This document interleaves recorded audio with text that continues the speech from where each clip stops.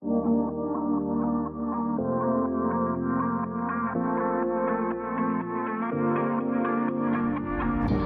right, so today we really just want to lay out on the table, get it all on the board, all of the projects, that's kind of our vocabulary for this, but all of the things that our executive team can help you with in the foundation of your business. Today's F word that Stephen doesn't have to bleep out is foundation. Let's count how many times in this episode we say that. Foundation. Beep, Add to the beep. count. Yeah. Like whether you are coming in from the last episode, we talked about these 3 types of designers, whether you're kind of preparing to delegate to an assistant, come to us first and work on foundation. That is the most common path you can take. Or if you are underwater and you're nearing the point or you need it right now, come to us first. Let's fix the foundation of your pricing model and then you can get an assistant. Or you are extremely underwater. You barely have time in your day. We're going to give you assistance first, and then we're going to quickly boomerang you back to foundation to focus on the things that we need to do. So It is all about the foundation. When you meet one of those challenges, you're like, oh, foundation. That's where it came from.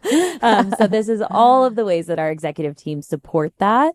So Shayna, I think, tell me if you disagree. Mm-hmm. I think this is a little bit chronological in nature. Of course, every designer's needs are a little bit different, or they have one of these foundational, things already set. So we're moving that around. But in general, there's a flow that we recommend. So let's try to take that journey as chronologically as possible.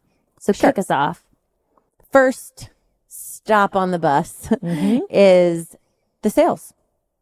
The first touch point, how you're bringing clients in from that discovery call, free conversation, through closing them, through an intake process to a larger sale of service. How are we doing that consistently? How are we controlling the money inside of that? How does that tie into your contract? How are you pitching and closing and negotiating these services with your client? Not negotiating your hourly rate, negotiating the design deliverables or levels of service that you're willing to offer. And how are we tying that up to prep them for their project kickoff once they sign that contract and submit their payment? That whole process right there is focus number 1 on the foundation. Stop number 1 on the bus. Here's what I want to say really quickly, because I already can feel pushback from someone listening to this. Some designers come when they are not busy yet and their pipeline is not full yet. And the first thing they want to talk about is lead gen. And I get that. Obviously, that makes total sense to me. But even if lead generation was a faucet that you just turn on and leads start flowing out, which we know it doesn't work that way in this industry. Exactly.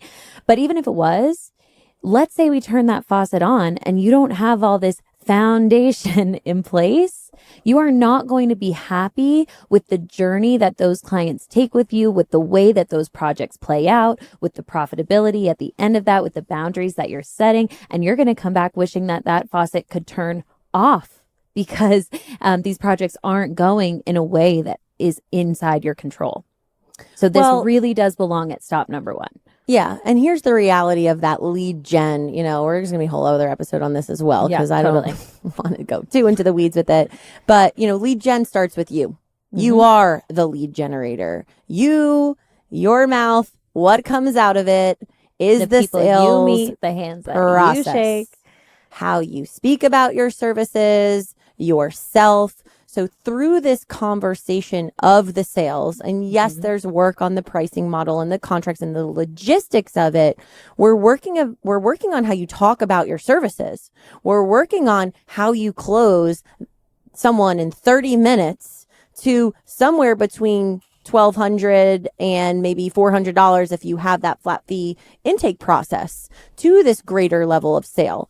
These things are what's going to help in these 30-second elevator pitch conversations at networking events that you need to go to, or in these one-to-one conversations you're going to have with real estate agents, builders, financial advisors, divorce attorneys, people who are working with your type of client to help them in transition, you knowing how to speak about these services, not just I'm a designer and I can help craft beautiful homes. That's not it. That's definitely not it. And don't hear me wrong, because certainly lead gen is in this conversation. It is on the bus route.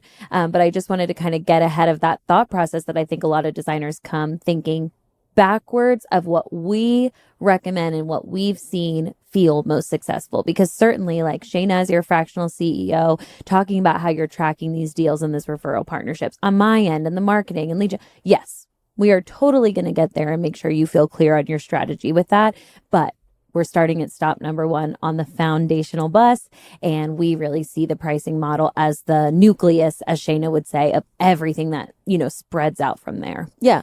Your process will calculate your design fee. How you want to close that to your client, there's options, right? And that also will depend on where you are in business, what your growth marker is. But foundationally, it's all very similar. You may just change the way in which you close the deal to the client down the road. And also, when we return to it and you've gained experience, once you've defined this process, you are going to then go backwards and redefine it, because once your brain understands, okay, this is the process I set. Now I'm executing projects with this process top of mind. Maybe it's actually not that right to what my process really is. It felt right when we were talking about it, but now when I'm executing it, I need to make some changes to it. Or as I'm growing and evolving, I'm adding to it. That affects time, that affects price, or I'm enhancing my deliverables. Or you're looking at the data and seeing that the time estimates you put to things aren't lining up exactly where you expected them to be. That's a great business owner that's looking at that, clocking that, iterating based on that, and going back, to really make sure that everything's coming from an educated place. 100%. So I would say that's the first stop on the bus that triggers like a lot of mini stops on the bus. Because the contract is certainly a mini stop, that is its whole own kind of download from there. Of course, you're going to have, Shayna, templates and things that these designers can work from. But at the end of the day, every boundary that's important to them belongs in the contract so that they can truly stand by it. Right.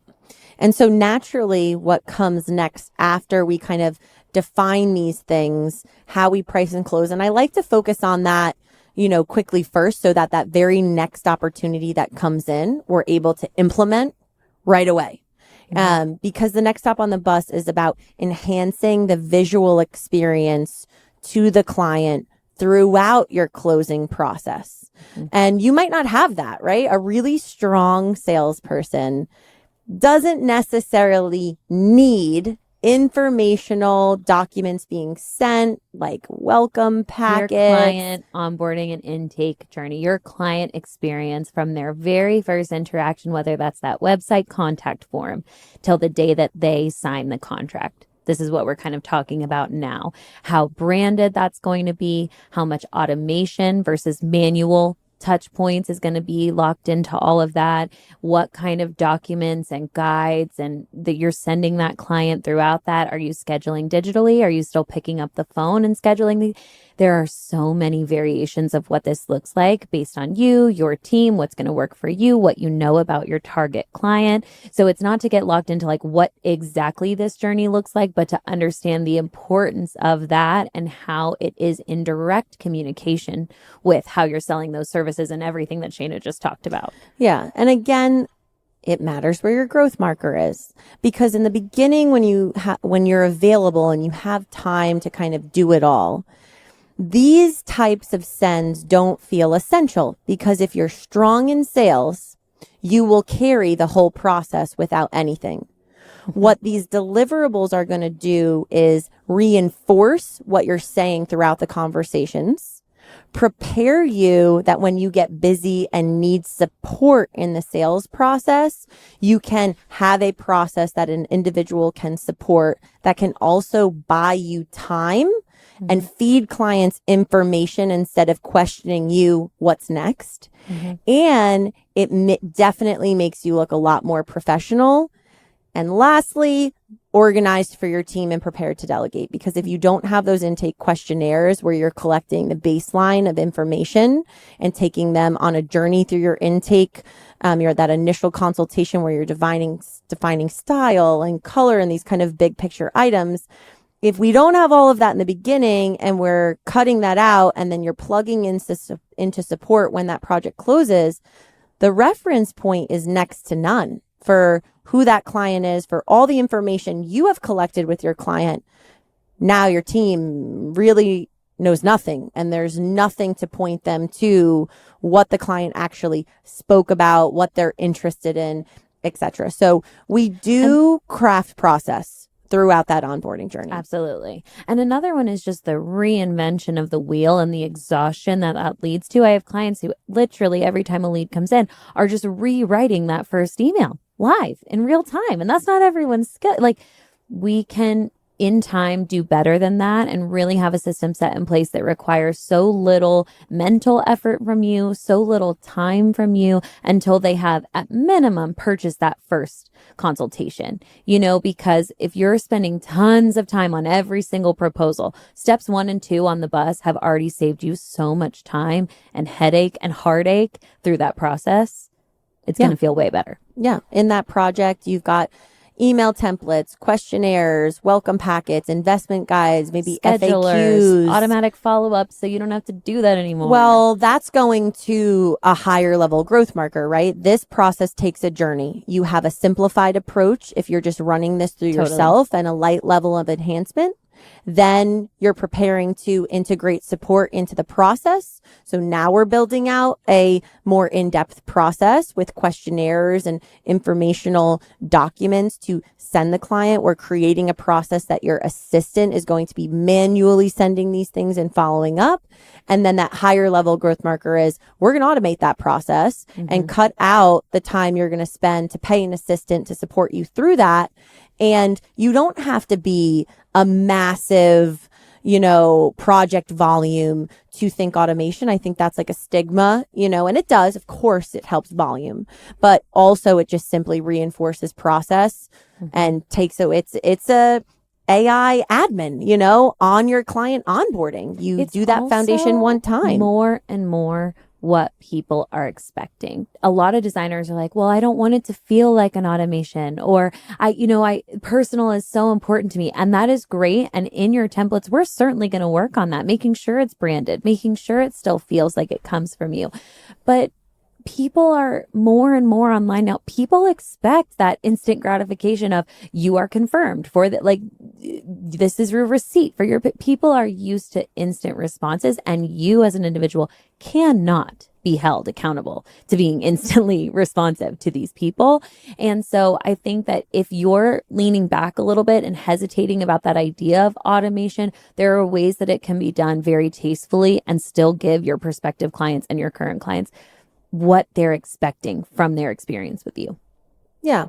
And if you're at that growth marker where we're going to integrate the technology, I think something that people don't realize is we're always thinking of automation as this forward-facing tool for your client, but it's an internal delegation tool for you as well.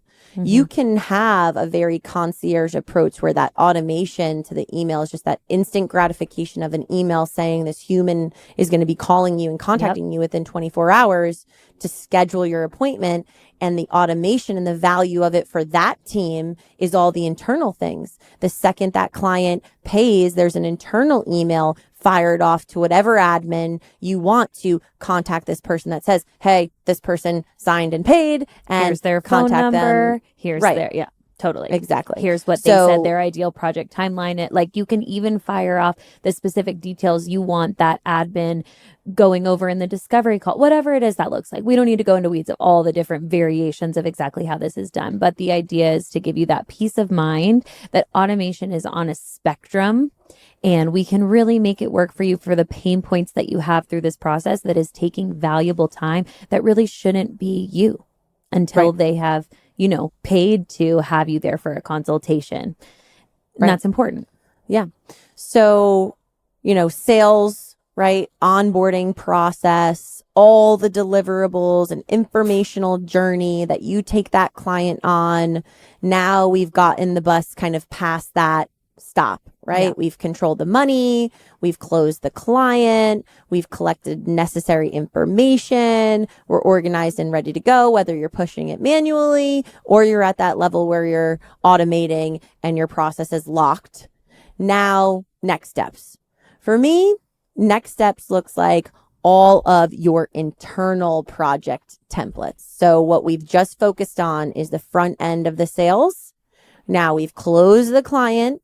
Now we've got to look at your internal process, which is roughly mapped out. If we worked on your pricing model, we have this wireframed process. But now we're getting into the weeds. How many people are reinventing the presentation wheel over and over? It's exhausting. And then they're like, well, they'll come to an onboarding and like, well, this is what it is, but it kind of changes and I don't love it. And da-da-da. Nope. No. Yes, there are, of course, all these different variations, but the process takes a client through conceptual presentations into detailed design or initial presentations of the design. The design gets refined. There's a final design presentation. We wrap it up with a schedule, a foundation format for the contractor binder set. That's what it is. And yes, the argument is some projects aren't going to have all of those pieces, and that's okay. But there should absolutely be templates for this journey so that you're never disappointed. Like it hits the mark. Mm-hmm. The branding set, the way the titles are, the way you like your images, placeholders for images on there, informational text boxes as placeholders. And there are also ways to crazy streamline this process as well. If you're someone that likes the informational conceptual presentation, as I say, it's kind of reiterating scope and tone and vibe, and it's kind of fluffy, and call it the fluff presentation. Those are things that you can also have a library bank of, and you can spit out these adjectives to an assistant who has a library of what that adjective means married to an image and completely streamline your mood board or inspiration presentation, conceptual, whatever you're calling it. It can literally be as easy as possibly creating a Google form that you're like, for yourself to delegate to your admin that these are the adjectives, this is the color palette, this is the description of scope, right? Or whatever the case may be. And all of those words are tied to an archive library where your assistant can basically put that entire presentation together. Brain. Literally. You can download your brain and make it visual for the client so that you don't have to anymore.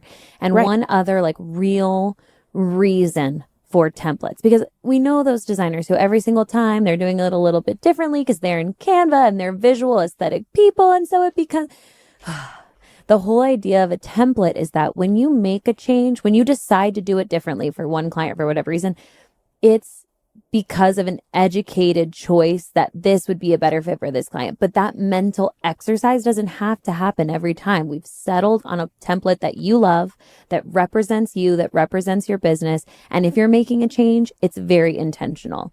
And then it's worth your time and it's worth that energy or your admin's time, whatever that is. We're not saying you're set in stone, you can never make a change again. But these templates allow you to relieve yourself of that mental hamster wheel every single time you get to this point in your project. Right. Now, once we do this, what it also does is totally inform your process and also inform your pricing tool, because if you're making enhancements, now your presentation, as you understand what the format and how large it's going to build out to be, informs the time of getting it done. So we're always pointing back as we develop something. But ultimately, once we have all of your internal foundation done, we're now really understanding the foundation of your process. So the very next thing we're going to shift to is the development of what your system of procedure is, from the start of that sales process all the way through to your final closeout client presentation, the who's, what's, where's, when's, why's. All the how is it happening? Where is it happening in? Why is it happening this way? How is it getting organized? How is it getting archived? How is it getting delegated or where's the passed login to credentials for that? Like truly the down link to the to, T. yep, link to the template. It is the business. It is the document you will have to ever evolve. And that's what that next progression is. I also want to say it's very important that the foundational process we're mapping out is not the foundation of your marketing journey. We're kind of leaving that out. Yeah. So I just want to mention that before people are like, well, what about this and this and my website and my CRM and that I like to put as a separate timeline. It's on a the separate bottom. foundational Like, here's your timeline. All this is up here. Marketing's running down below because the timing of that will be very variable to where your business stands because we want those projects to be very sustainable for what the business can carry. The reason, and the reason I put marketing on the outside is because for marketing, I like to do an analysis at the end of the year to understand what your profits are and invest back into your marketing from a very informed place. And eventually you're going to be tracking data along that to make adjustments. So what the financial profile of the company is directly informs that kind of marketing journey. And we're going to kind of talk through all of that probably on a separate show because it's a lot, but I don't want to totally disconnect it because there are things, for example, once we finish the onboarding process and we were talking about automation and we kind of swung into internal project templates, there is typically a stopping point right there to refresh and enhance the website because remember, everything's connected. So your lead gen and your sales funnels connected to your website and connected to your automation platform if you're there. So segmenting that marketing, those leads, making sure they're saved, like all of that does connect here. Right. The marketing storyline, it is all connected to your growth marker. So this foundational track, regardless of where you are financially in the company, the foundational track is basically the same. We're working on all the same things. There are just levels of these things depending on pace. I would say both of those are factors. The pace that you want to move through this at, depending on your financial, where you stand, as well as, of course, how detailed and how far we want to take each of these projects, because we can absolutely meet you where you are. But all of these things are integral and foundational. So we've worked on our sales process. We fixed our pricing model. We are closing. We have wireframed the onboarding journey for your client and internal processes. We have possibly automated. We are then looking at your internal project flow and template system, which is going to inform how much time goes into that process and the pricing model. And then we're working on documenting a very detailed system of procedure. So bringing it back to the top of the sales cycle all the way through to that close. And when we're working on this, there's really two strategies to it. And it really just depends on the designer's time and availability of commitment. Either this is a weekly strategy, an hour a week, you're showing up on a call and we are chomping away at this, because the detailed system of procedures is typically comes out to about 50 pages long. It is extremely extensive. It is the Bible of your business. It just is.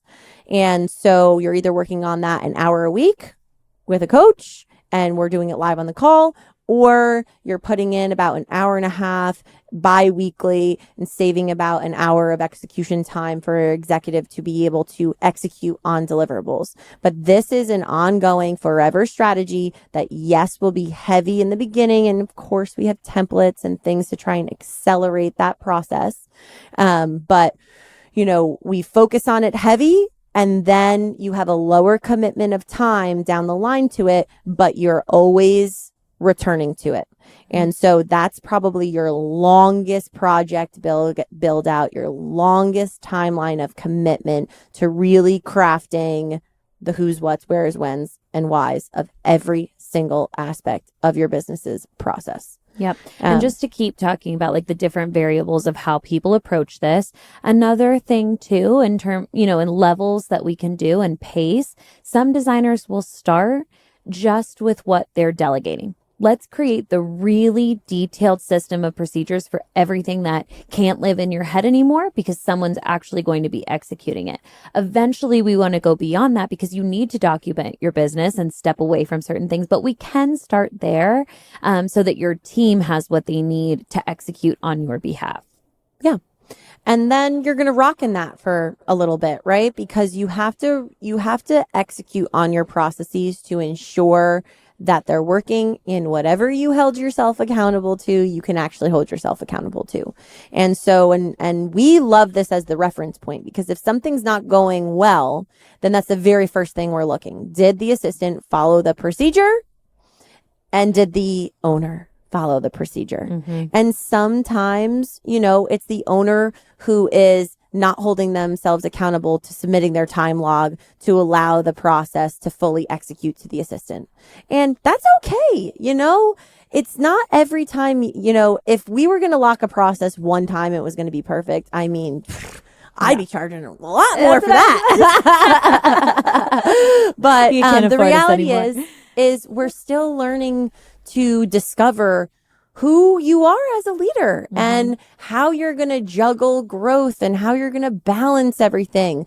You are going to have to change things. And we might learn in the example of the time log that, okay, who cares? It's going to take an extra 3 minutes for them to pick up the phone at the end of the day and call you and just run you through and manually get them. That's okay. We're going to just change that process to work around that.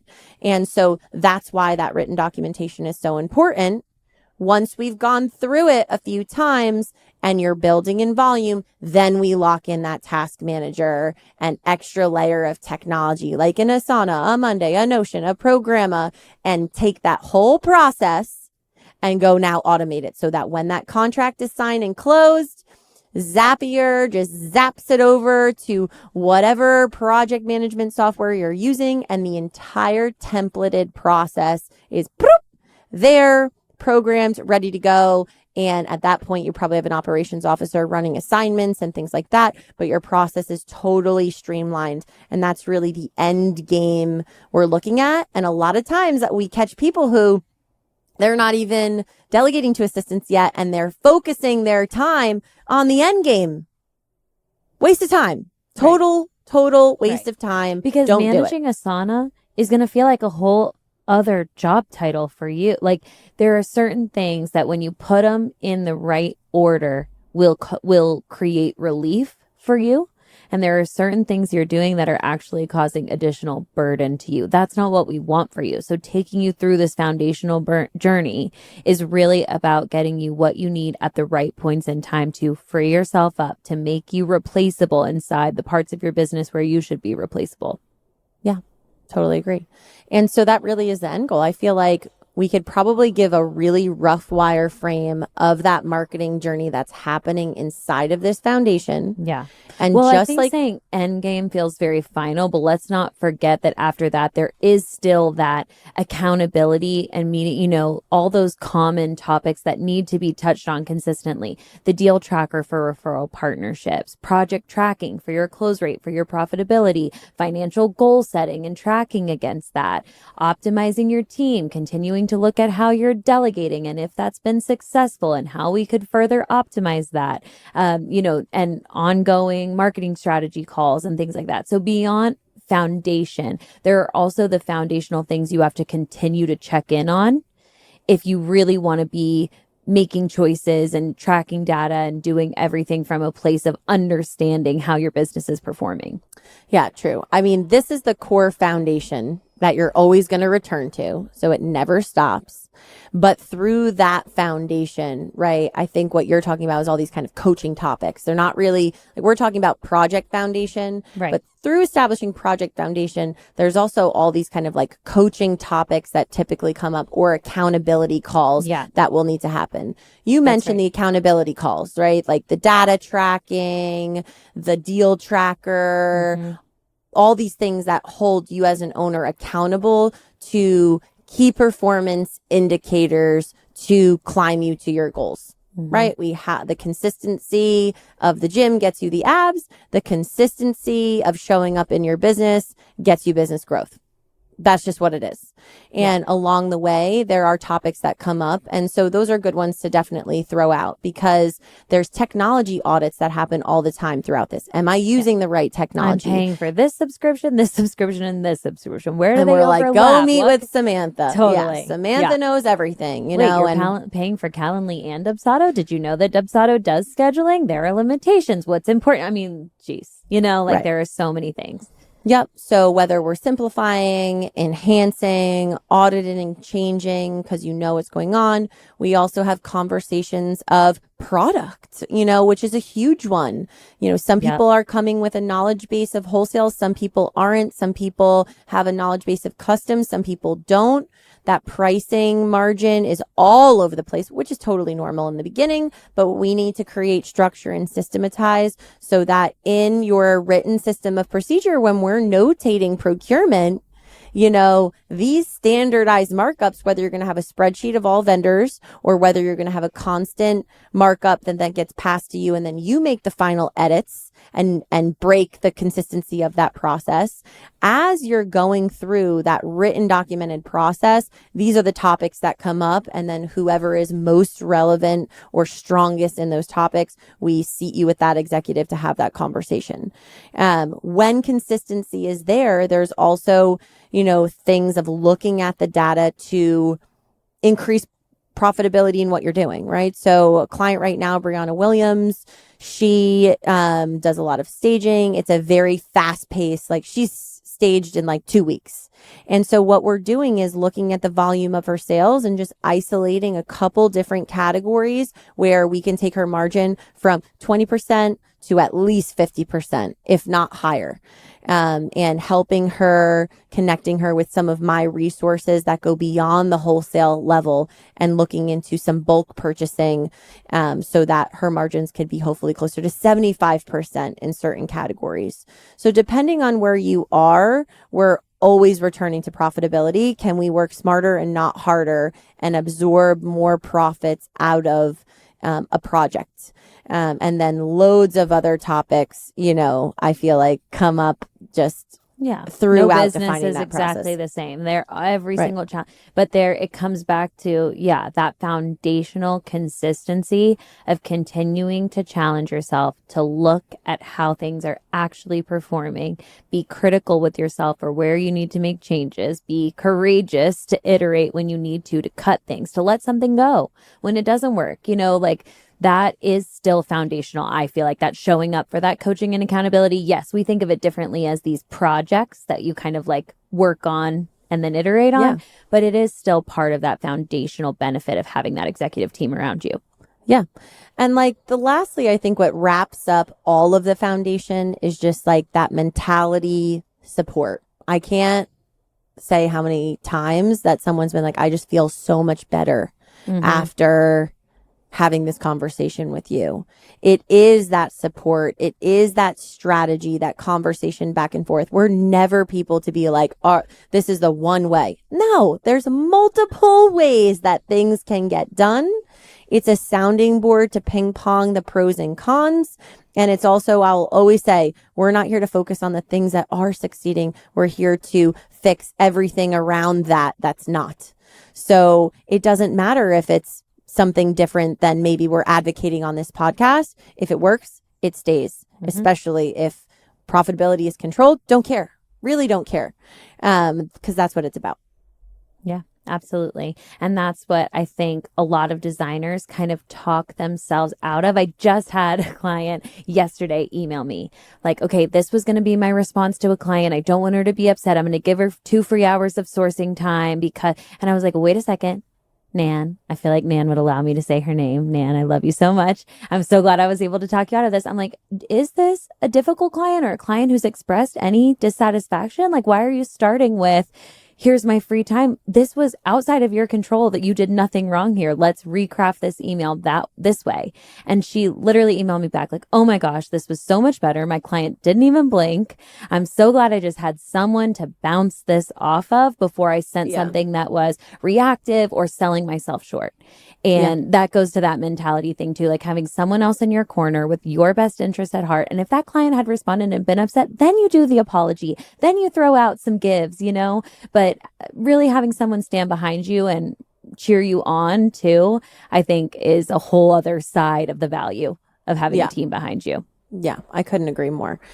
So important, especially to have that high level thinker as well. You know, it's very different with assistants versus the executive support team. As I say, you know, assistants are executors. They do exactly what they're told. They're not ready to be strategists to help you make decisions. You can use them as a sounding board for your business, certainly. But I would not take the guidance of an assistant at all in developing the foundation of your business. They really are hired to be A+ executors that follow instruction. I mean, the way in which we hire is kind of a booby trap to ensure we're not even looking at people who can't appropriately follow instruction. Because if the subject name isn't correct, if they haven't followed every single thing on what we want them to attach, I tell them different attachments and different file types. And if you don't catch that, don't have time. That's it. Don't have time. That's it. And so very high level of detail to them, but they are definitely not there to build the foundation of your business. They're not trained to. A system of procedures is written, they will follow it to the T. But can it be their responsibility to think through all of the variations of how things might happen and how that affects things different?